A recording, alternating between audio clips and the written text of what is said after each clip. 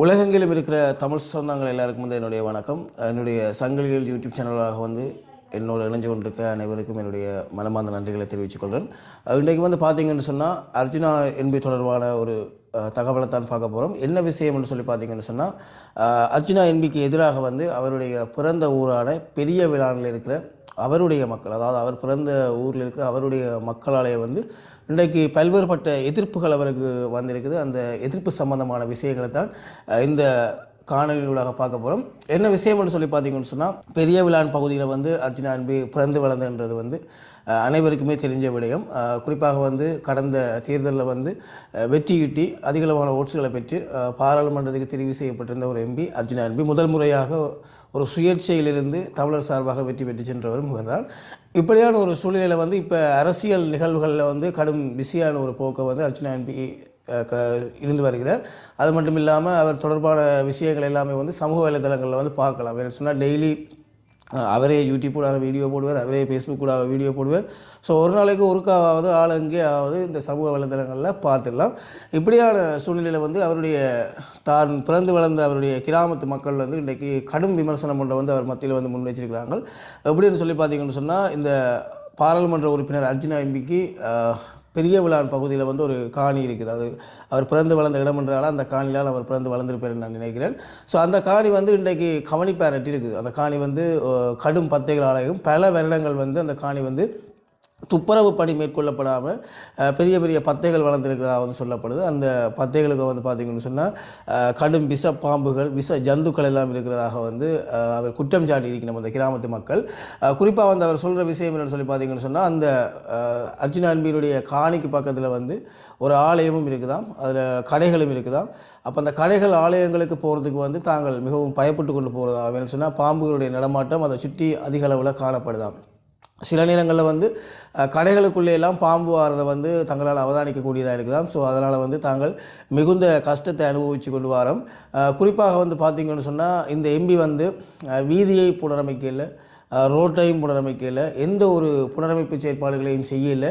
இவர் வந்து சும்மா வெட்டியாக வாய்ப்பேச்சு தான் பேசி கொண்டிருக்கிற ஒரு ஆள். குறிப்பாக மக்களுக்கு நன்மை பயக்க வேண்டிய அவற்றை அந்த காணியை கூட துப்புரவாக்காமல் இருக்கிற ஒரு ஆள் வந்து தங்களுக்கெல்லாம் என்ன உதவியை செய்ய போகிறார். இவரெல்லாம் ஒரு நாடாளுமன்ற உறுப்பினர் என்ற மாதிரி பல்வேறுபட்ட கோணங்களில் வந்து அவருக்கு விமர்சனங்களை வந்து வச்சு கொண்டு வரதை வந்து குறித்த ஒரு நியூஸில் வந்து நான் பார்த்துருந்தேன். ஸோ இது சம்பந்தமாக வந்து அந்த மக்கள் வந்து பிரதேச சபையிலெல்லாம் வந்து சொல்லியிருக்கிறதாக வந்து தகவல் கிடைச்சிருக்கு. ஒரு மீட்டிங்லேயும் வந்து இது சம்பந்தமாக வந்து ஒருவர் கதைச்சதாகவும் வந்து தகவல் கிடைச்சிருக்குது. அது மட்டும் இல்லாமல் இது பிரதேச சபையால் அந்த காணி துப்புரவு செய்யப்பட்டு பிரதேச சபைக்கு சொந்தமாக இந்த காணி வேண்டும் என்று சொல்லியும் அந்த மக்கள் வந்து தங்களுடைய விமர்சனங்களை வந்து பதிவிட்டிருந்தவை. உண்மைக்குமே வந்து இங்கே எங்களுடைய கிராமங்கள்லேயும் வந்து பார்த்திங்கன்னு சொன்னால் துப்புரவு செய்யப்படாத நிறைய காணிகள் இருந்தது. அதுக்கு நோட்டீஸ்கள் ஒட்டப்பட்டது, மக்களுக்கு பயமுறுத்தப்பட்டது. அதாவது நீங்கள் அந்த காணிகளை துப்புரவு செய்யாட்டி வந்து உங்களுடைய காணிகள் பிரதேச சபைக்கு பறிமுதல் செய்யப்படும், பிரதேச சபையாளர்னு சொல்லப்பட்டது. அதுக்கு பிறகு வந்து நிறைய பேர் வந்து அந்த காணிகளை துப்புரவு செய்திருந்தோம். குறிப்பாக வந்து வெளிநாடுகளில் இருக்கிற எங்களுடைய புலம்பெயர் உறவுகளும் வந்து தங்களுடைய காணிகளை வந்து இங்கே ஆக்களை வச்சு அந்த துப்புரவு பணிகளில் ஈடுபட்டிருந்தவை. ஆனால் அர்ஜுனா எம்பி தன்னுடைய அந்த பெரிய விழான் பகுதியில் இருக்கிற காணியை வந்து இன்றைக்கு வரைக்கும் துப்புரவு மேற்கொள்ளாமல் இருக்கிறது வந்து கடும் விமர்சனத்தை வந்து அந்த மக்கள் மத்தியில் வந்து ஏற்படுத்தி இருக்குது. குறிப்பாக அந்த காணி சம்பந்தமான விஷயம் வந்து 100% ஏற்றுக்கொள்ளக்கூடிய ஒரு விஷயம். ஒரு நாடாளுமன்ற உறுப்பினர், அவருக்கு பல்வேறுபட்ட வேலைகள் இருக்கும், இருந்தாலும் அவர் பொது விஷயங்களுக்காக அரசியலுக்கு வந்தவர். தன்னுடைய காணியால் வந்து மக்கள் இடையூறு ஏற்படுதுன்றதை நினச்சி இந்த விஷயத்தை வந்து முன்கூட்டியே இந்த விஷயத்தை அவர் துப்புரவு பணியில் வந்து ஈடுபட்டிருக்கணும். ஆனால் அவர் இது சம்பந்தமாக வந்து எந்த ஒரு நடவடிக்கையும் எடுக்கப்படவில்லை என்று வந்து சொல்லப்பட்டிருக்கிறது.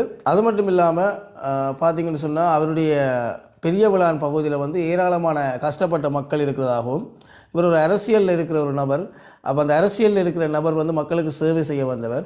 அப்போ அந்த கஷ்டப்பட்டு காணி இல்லாத மக்களுக்கு தன்னால் பராமரிக்க முடியாமல் ஒரு காணி இருக்குன்னு சொன்னால் அந்த காணியை கஷ்டப்பட்டவர்களுக்கு வழங்கலாம் தானே. அது அவர் பிறந்து வளர்ந்த சொந்த ஊர் தானே.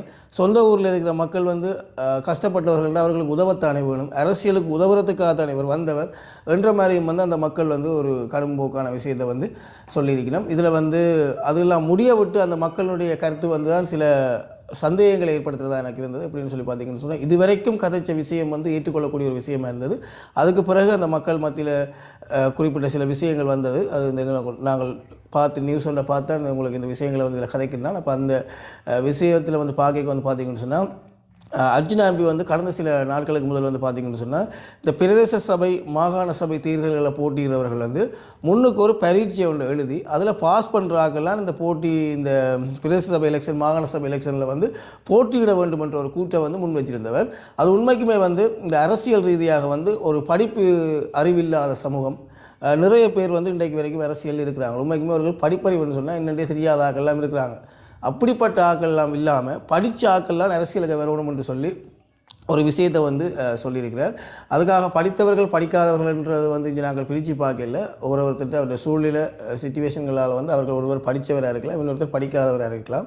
இருந்தாலும் ஒரு போட்டி பரீட்சை, அந்த போட்டி பரீட்சையில் வந்து பொது விடயங்கள் இருக்கும். அந்த பொது விடயங்களை பரீட்சையாக மேற்கொண்டு அதில் வெற்றியிட்டவர்கள் அரசியலில் ஈடுபடலாம்ன்றது வந்து உண்மைக்குமே ஒரு சிறந்த முடிவு. ஏன்னு சொன்னால் ஒரு வைத்தியர் தான் போட்டியிட முடியும், ஒரு வக்கீல் தான் போட்டியிட முடியும், ஒரு ஆசிரியர் தான் போட்டியிட வேண்டும் என்று இல்லாமல் யாரும் அந்த போட்டி பரீட்சையில் பங்கு பெற்றி வெற்றி பெற்று அதுக்கு பிறகு போட்டியிடலாம்ன்றது வந்து உண்மைக்குமே ஏற்றுக்கொள்ளக்கூடிய ஒரு கருத்து. அப்போ இந்த கருத்தை வந்து நாடாளுமன்ற உறுப்பினர் வந்து முன் வச்சிருந்தவர். அதுக்கு அமைவாக வந்து சிலர் இன்றைக்கு வந்து பார்த்திங்கன்னு சொன்னால் ஓகே இவர் சொல்கிறத நாங்கள் ஏற்றுக்கொள்கிறோம், அதை மாதிரி ஒருத்தர் போட்டியிட முதல் வந்து தன்னுடைய மனநலம் வந்து ஓகேன்றதை செக் பண்ணி அரசாங்கம் அதுக்கு சர்டிஃபிகேட் ஒரு ஓகே மனநல ரீதியாக நல்லா இருக்கிறேன்னு சொல்லி வைத்தியர்களால் வழங்கப்பட்ட பிறகு தான் எலெக்ஷனுக்கு வரணும்னு சொல்லி அதில் ஒரு குத்தல் கதையும் கொண்டு விடப்பட்டிருந்தது. அப்போ நான் அதை பார்க்க அந்த நியூஸை பார்க்க வந்து உண்மைக்குமே அந்த காணி விஷயம் வந்து ஏற்றுக்கொள்ள முடியாத விஷயம். அவருடைய காணி அவர் அர்ஜுனா எம்பி அதை துப்புரவு செய்ய வேண்டும், இல்லாட்டிக்கு அது பிரதேச சபையால் துப்புரவு செய்யப்பட்டு அவருடைய காணி பறிமுதல் செய்யப்பட வேண்டும்.